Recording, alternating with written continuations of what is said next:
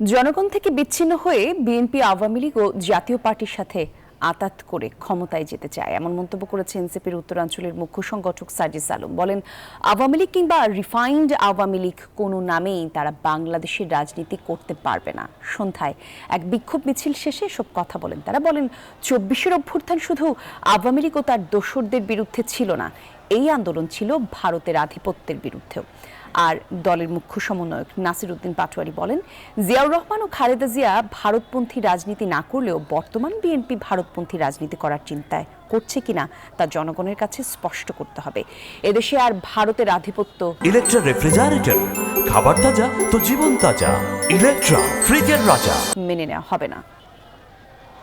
ক্ষমতায় আসার জন্য জনগণের আস্থা যখন প্রতিনিয়ত হারাতে বসেছে, তখন কি আবার তারা ভারতের সাথে নেগোসিয়েশন করে, তাদেরকে খুশি করে, আওয়ামী লীগকে পিঠ চাপড়ে জাতীয় পার্টির সাথে নেগোসিয়েশন করে তারা কি এই বাংলাদেশে নতুন করে ক্ষমতায় আসতে চায় কিনা?